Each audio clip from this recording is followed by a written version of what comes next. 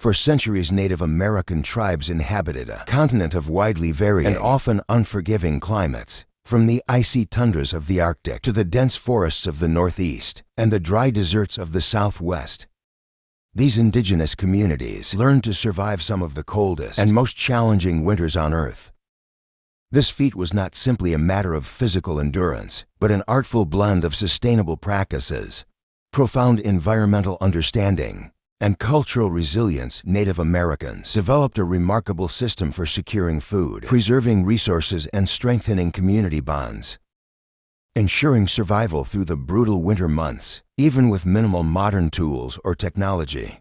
Profound knowledge of the landscape, nature as a teacher and provider. Native American survival hinged on an intricate understanding of their environment's nuances.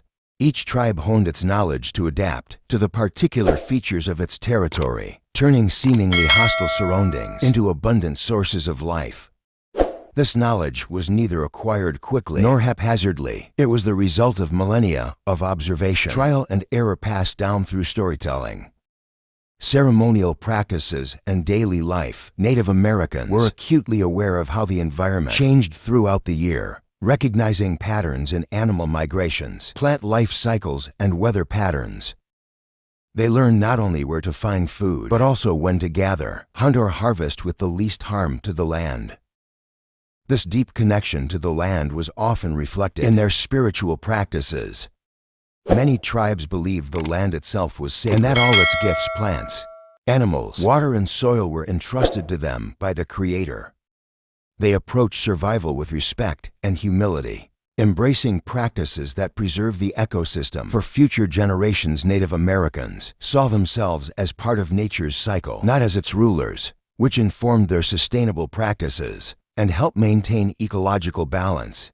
This balance was central to their survival strategies, ensuring that each winter's hardship could be endured without depleting resources permanently. Regional adaptations, tailoring survival strategies to local climates. The diversity of climates across North America required equally diverse survival strategies. From the polar regions of the north to the woodlands and plains further south, each environment offered unique resources and challenges, necessitating different approaches to food sourcing, preservation, and community organization. Arctic and subarctic strategies. The Inuit, Yupik, and Cree in the frigid Arctic and subarctic regions, where temperatures could plunge far below freezing. Tribes like the Inuit and Yukon relied almost exclusively on animals for survival. In such extreme cold, plant-based foods were scarce, and communities needed high-calorie, high-fat diets to maintain warmth and energy.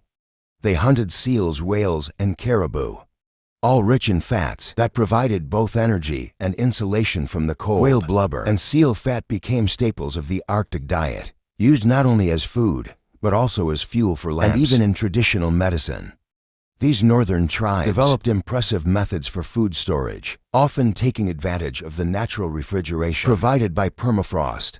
Meat and fat could be buried or stored in pits, preserving them for months without spoilage. The ground itself functioned as an early form of a refrigerator, allowing families to keep fish, seal meat, and other provisions fresh throughout the winter.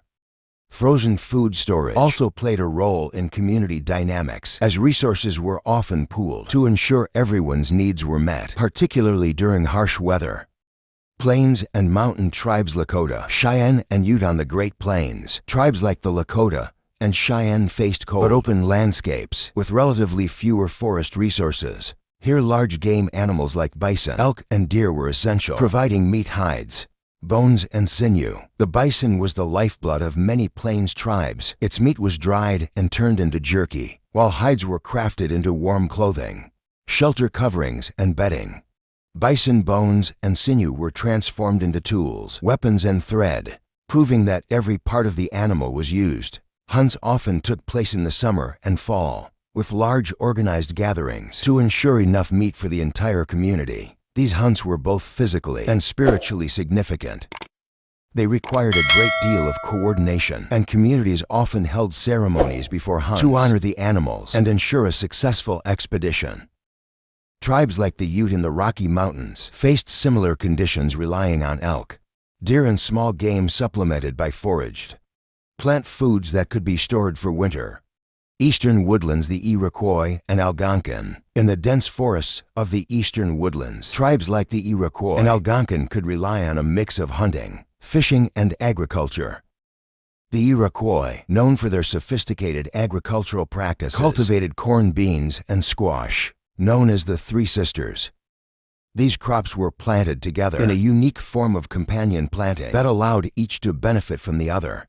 Corn provided a support for beans. Beans enriched the soil with nitrogen, and squash leaves shaded the ground to retain moisture. This system not only increased yield, but also minimized soil depletion, ensuring sustainable crops for future years. With an abundant forest surrounding them, these tribes had access to deer, rabbits, and wild turkeys, which they hunted throughout the year. In addition, rivers and lakes provided plentiful fish to prepare for winter. These communities built granaries and storage pits to keep food safe from spoilage and wildlife.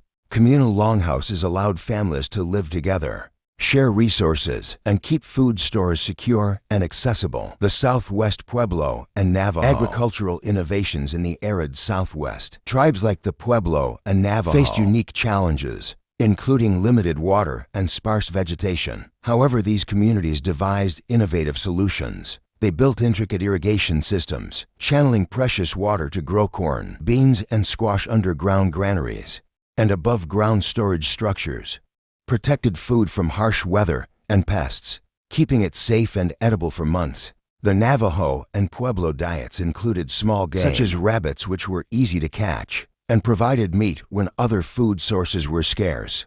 Foraging for wild plants, nuts, and berries supplemented these cultivated foods, adding variety and nutrients to their diet. A multifaceted approach to food acquisition, hunting, gathering, and agriculture. The ability to diversify food sources was one of the most remarkable aspects of Native American survival strategies.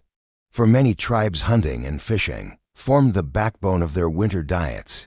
The meat provided not only sustenance, but also materials for clothing, shelter, and tools, which were essential in the winter months. Hunting and fishing, the role of animal protein.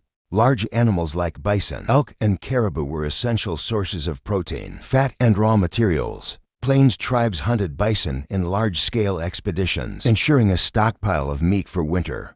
Similarly, in the Arctic, the Inuit relied on seals and whales, both of which were rich in fat, necessary for survival in extreme cold. Fishing was also critical, particularly for coastal tribes like the Chinook and Salish, who smoked and dried fish to store for the colder months. Fish was both abundant and reliable. Even when hunting game became difficult, coastal tribes often had specialized drying racks and smoking huts, allowing them to preserve large quantities of fish quickly and efficiently. Foraging and agriculture, sustaining balanced nutrition. Plant-based foods complemented animal products, adding essential vitamins, minerals, and carbohydrates to Native American diets. In the fall, nuts, berries, and root vegetables were foraged and carefully stored, often in underground pits or granaries. These foods provided carbohydrates and fiber, which balanced the protein-heavy diets obtained from hunting. Agricultural practices like the Three Sisters provided further stability, ensuring food security in times of scarcity. Cornmeal, beans, and squash were easy to store, versatile, and nutrient-dense, which was crucial for winter sustenance. The art of food preservation, drying, smoking, fermentation, and pemmican. Perhaps the most crucial aspect of winter survival was food preservation. Native Americans mastered techniques like drying, smoking, and fermenting, ensuring that their provisions would last through the long months without spoiling. Drying and smoking, the first line of defense against spoilage. Drying was among the oldest and most widely practiced preservation techniques. Thin strips of meat, fish, or plant foods were laid out in the sun or hung over fires to dehydrate. This process not only extended the food's shelf life, but also reduced its weight, making it easy to transport and store. Smoking provided an additional layer of protection by inhibiting bacterial growth and adding flavor.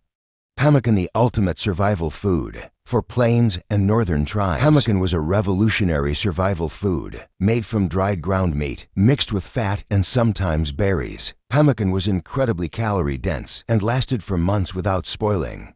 Its high protein and fat content made it ideal for maintaining energy. In harsh conditions, pemmican was often carried by hunters, traders, and nomadic groups who needed portable, reliable food for long journeys. Fermentation and pickling, preserving nutrients and flavor. In addition to drying and smoking, some tribes practiced fermentation and pickling. The Inuit, for instance, buried fish or seal meat to ferment, which preserved the food and made it easier to digest. This technique provided essential nutrients, beneficial bacteria, and a distinct taste that became part of their culinary culture. Other tribes used pickling to preserve vegetables, combining salt, herbs, and roots to create lasting food stores. The Three Sisters, a symbol of sustainability and nutritional harmony. Agricultural communities relied on the Three Sisters, corn, beans, and squash, not only for sustenance, but as a reflection of their values. This intercropping method symbolized harmony, sustainability, and interdependence, teaching respect for natural systems and community support. Corn provided starch, beans delivered protein, and squash offered essential vitamins and minerals, creating a balanced and nourishing diet. Winter celebrations, rituals, and community strength. Winter was a time for gathering, storytelling, and reinforcing cultural bonds. While food was crucial for physical survival, it also served as a centerpiece for cultural continuity. Harvest festivals in the fall allowed communities to give thanks and celebrate their connection to the land, often involving feasts, dances, and storytelling. These rituals reinforced communal bonds and expressed gratitude for nature's bounty. When winter arrived, communal meals and gatherings were vital for maintaining morale and passing down knowledge. Elders shared stories of past generations, survival techniques, and cultural values, instilling a sense of resilience and unity that helped communities face the hardships of winter together. The legacy of resilience, lessons in sustainability and adaptability. Native American winter survival techniques embody an enduring wisdom that resonates today. Their strategies rooted in respect for nature, communal resource sharing, and sustainable practices offer insights into resilience and environmental stewardship. From ingenious hunting techniques and food preservation methods to the cultivation of the Three Sisters, Native Americans proved that survival is not merely about enduring the cold, but thriving through knowledge, unity, and respect for the natural world. Their legacy serves as a timeless reminder of the strength that comes from living in harmony with one's environment